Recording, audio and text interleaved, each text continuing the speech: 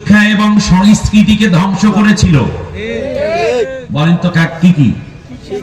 শিক্ষা এবং সংস্কৃতি দুইটাকে ধ্বংস করেছে। শিক্ষাকে ধ্বংস না করে এই পৃথিবীতে কোন স্বৈর শাসক টিকতে পারে না।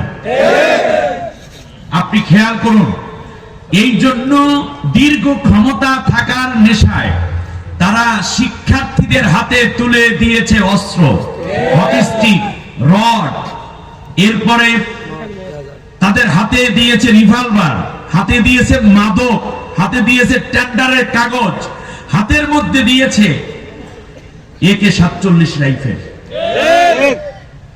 তাদের সোনার ছেলেদের হাতে লক্ষ লক্ষ ছেলেদের জীবন ধ্বংস করেছে। এখন গোটা জাতি যেন অন্ধকারের মধ্যে ডুবে থাকতে পারে, যেন তাদেরকে অন্ধের মতো সাপোর্ট দেয়, সেই জন্য গোটা শিক্ষা ব্যবস্থাকে ধ্বংস করেছিল ফেরাউন। এরাও ঠিক সেটাই করেছিল। শুধু তাই, আমি আজ শুধুমাত্র, যদি আমি জামাত ইসলামের আয়োজনের প্রোগ্রামে আমি বসে কথা বলছি, কিন্তু আমি শুধু জামাত ইসলামের কথা বলছি না, আমি বলছি সামগ্রিক আমার বাংলাদেশের আগামী প্রজন্মের কথা, তরুণ প্রজন্মের কথা, আমার দেশভক্তিকার কথা, আমি ইসলামের কথা বলছি। শিক্ষাকে ধ্বংস করে দিয়ে আলু ভর্তা, রুটি বানাও, ডিম ভাজো, ব্যাংকের মতো লাফাও, ছেলে মেয়ে একত্র হয়ে লাফাও, গ্রুপ গ্রুপ থাকো, ফ্রেন্ডশিপ তৈরি করো, তারপর শরীফ শরীফার গল্প, ট্রান্সজেন্ডার সহ হাজার রকমের অন্যায় দিয়ে শিক্ষা ব্যবস্থাটাকে শেষ করে দিয়েছিল। ঠিক না বলে? আল্লাহ রাব্বুল আলামিন বলেন, শুনো, ওয়া আদাল্লা ফিরআউনু কওমাহু ওয়া মা হাদা। ফিরআউন তার জাতির লোককে কোন সত্য পথ দেখায় নাই, বরং শেষ জাতির লোকদেরকে পুরাপুরি গোমরা করে দিয়েছিল। কি করেছে বলেন? গোমরা করে দিয়েছে। শুধু তাই নয়, একবারে ফেরাউন তো বলি ফেলল যে, শোনো,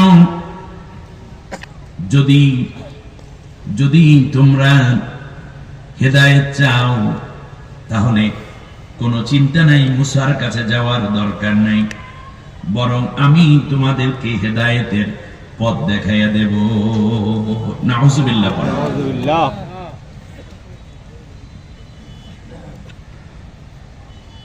সে জাতির লোকদেরকে বলা শুরু করে দিল, ক্বালা ফিরআউনু মা উরিকুম ইল্লা মা আরা ওয়া মা আহদিকুম ইল্লা সাবিলার রাশাদ।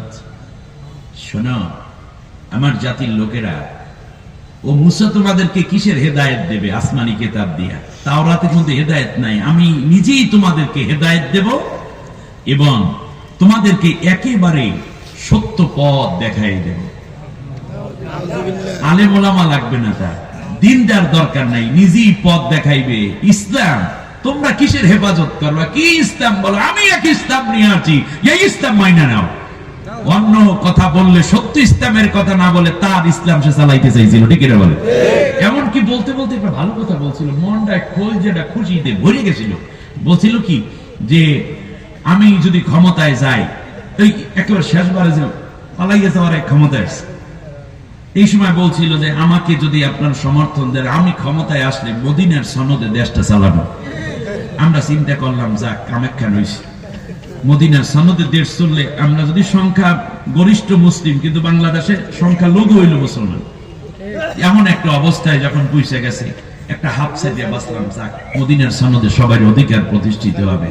ক্ষমতায় যাওয়ার পর 3 মাস 4 মাস যাওয়ার পর দেখতে পাইলাম এটা মদিনার সনদে চলে না, এটা মোদির সনদে চলে। কয় কি আর করে কি মোর খোদা।